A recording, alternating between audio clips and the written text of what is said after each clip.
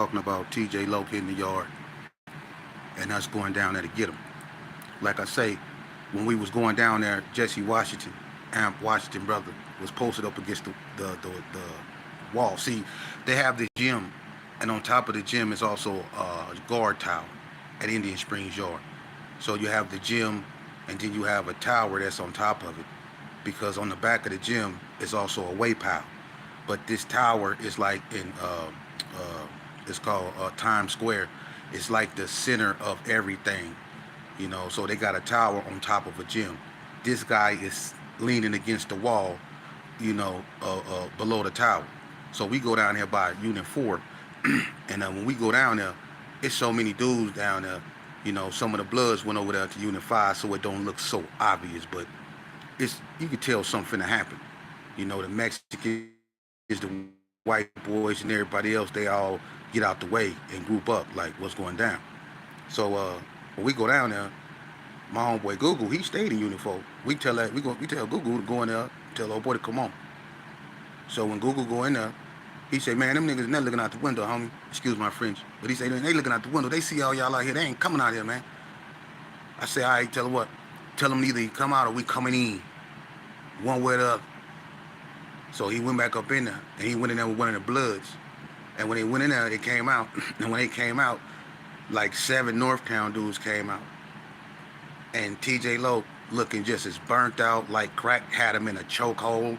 He looked at like crack had him in a Kimura, like crack cocaine put his ass in a figure 4, like cocaine just whooped him out.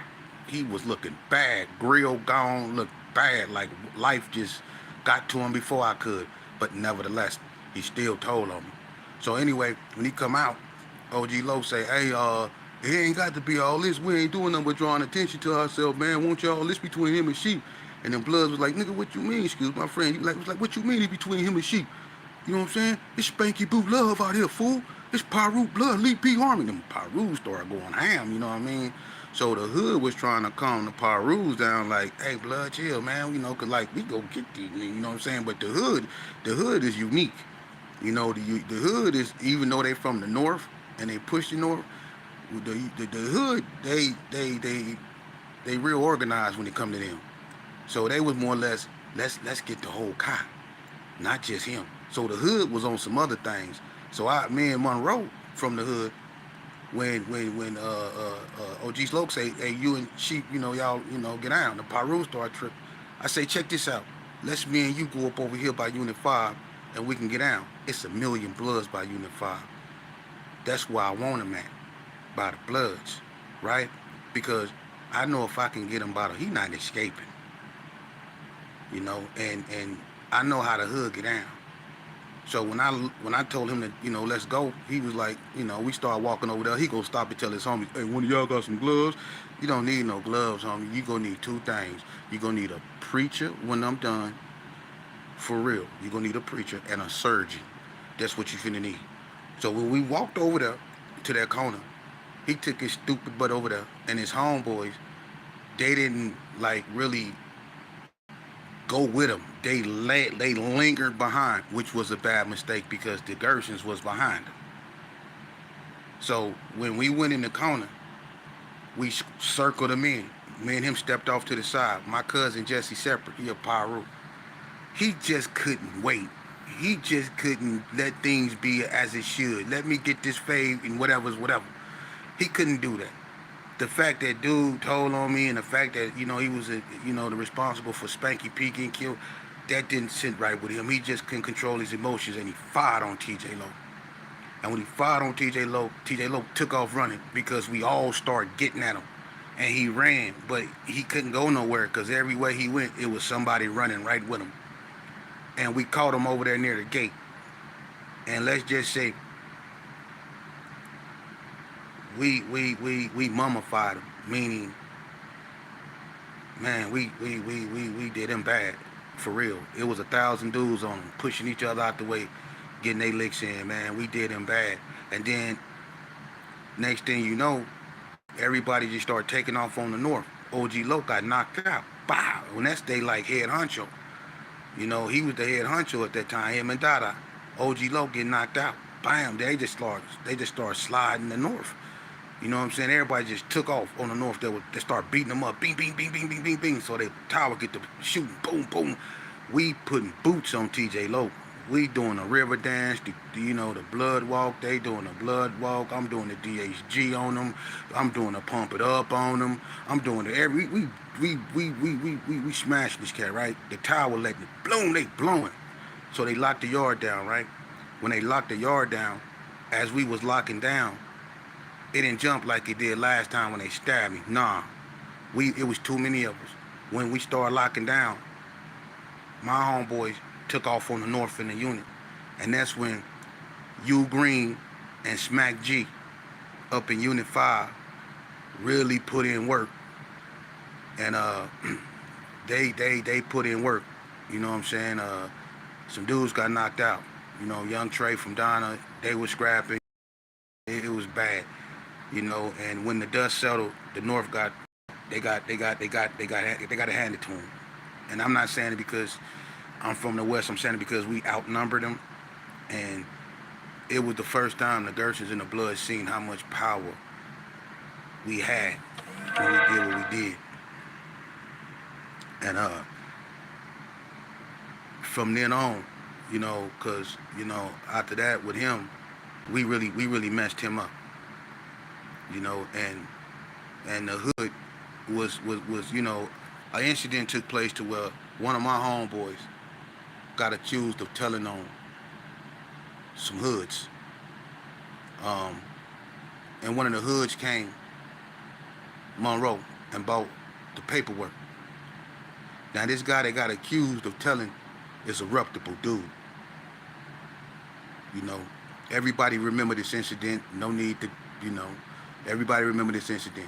People move on, you live, you learn, you grow up, and you get on.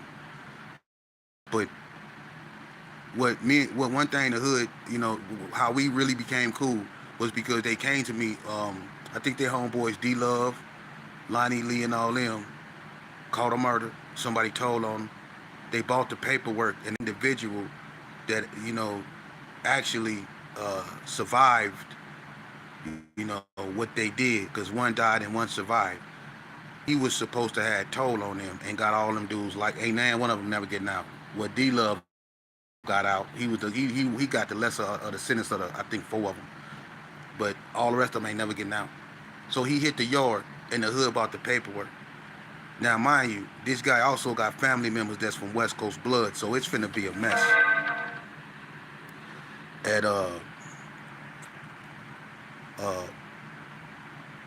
it all came down to this. Once the paperwork was presented,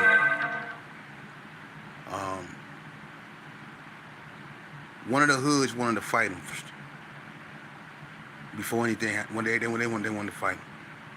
So we brought the issue to the individual. He swore up and down he didn't tell, but the proof is in the pudding, man.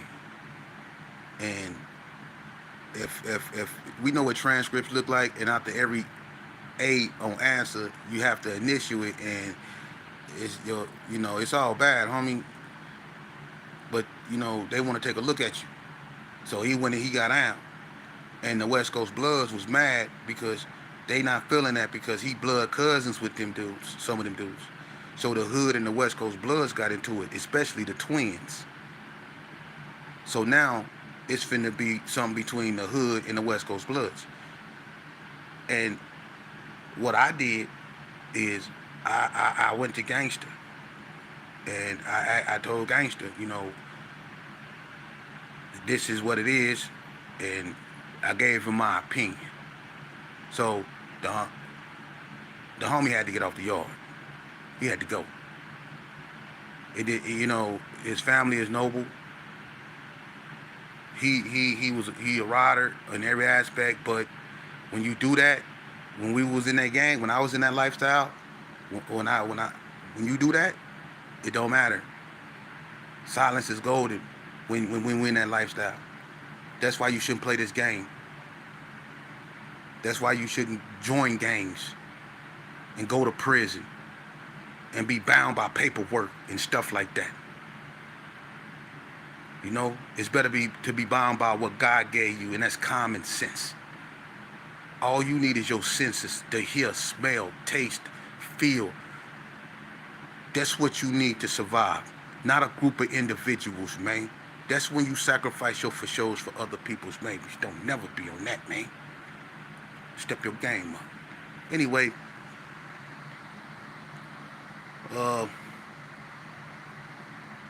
you know, he had to go, and a lot of people didn't like that, but I didn't care. He had to go. But the Bloods respected that because it stopped the internal war, and it just made something go away, and it was, it was 100. But that like made us even tighter, and I used that to my advantage because I knew regardless of what I did on that yard, whether good or wrong, the Bloods was gonna ride with me, and people knew I was always. When I went to the hall, I read books. That was just me. Safari is the one that really, and I never really spoke of him, brotherhood. Uh, I'm gonna come back to him, but it was an individual that was influential in giving me books, and I read them. The Art of War, all of Robert Greene books, Art of Seduction, 48 Laws of Power, 33 Strategies of War, 50th Law of Mastery. You know what I'm saying? All of it. I read all of that. You know what I mean? Behold, all them books, any book I didn't read over 1,000 books, man. So I was very articulate in what I did, and I started.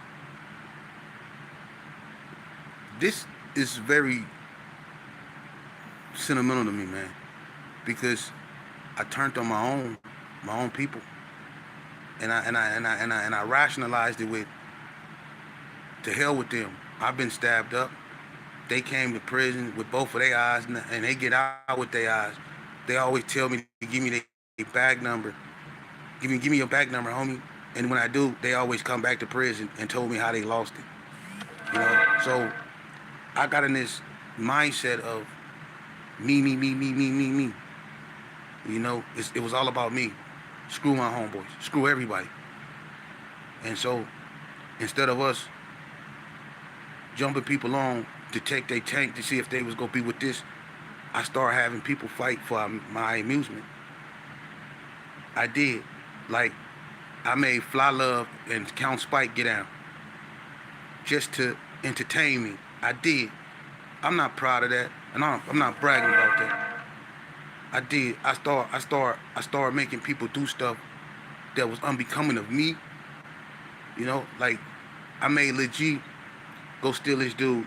They used to have these TVs that came with wall adapters that you plug in the wall, and mine broke. So I made Lil G go steal Google Celly. My homeboy Google, his Celly had one. I made my Celly go steal my homeboy Celly's thing. And when Google confronted him about it, I made Lil G call Google out. And that's Lil G, OG. And Google told him, he said, you gonna let Sheepdog get you killed. But I told him either you go fight him or you go fight me. And he picked Goo. And him and Goo went in the gym and they got out. Slowly but surely, I start to, I guess you could say, I went nuts. I really lost my mind. I did. I was in prison, and the drugs that I had, it was insurmountable. I was doing drugs in the amount that you would do on the street in prison. I was gone. I was gone, and I had this game I used to play. This how evil I was, and people will tell you he's not lying. I used to take speed meth, and everybody knows I love coffee, and I used to make coffee, and I used to put meth in, and I used to give it to my homeboys, especially on the weight pile. And I used to sit back and laugh at them, because they didn't know why they couldn't stop lifting weights, but they couldn't drink no water neither. It was a game to me. They used to lift weights till they start foaming up at the mouth. And be like, homie, I can't stop, man. What the fuck? And they don't know I just gave y'all ass $100 paper of meth. That's how evil I was. Yep. And I'm not proud of that because I did things they didn't know about. You know, when I went in the room and shut the door, especially when I was in the cell by myself, you know how many times I banged my head against the wall, punched the wall, and fought people who wasn't there? I was a lunatic. I was gone, man. I really had a split personality that told me what to do, and I did it. Being in prison will mess you up, especially when you go as a little kid. That's why it's very important, if you have children, if you want them to really know the truth and hear it from somebody that really went through it, and don't put no sugar coat on it. Because even though people don't put sugar on, but even though it's natural, it has to come out you. So even though we might not like the stench of it, let's not put sugar on it because it's that. Let's deal with it as it is because it's just as natural as you.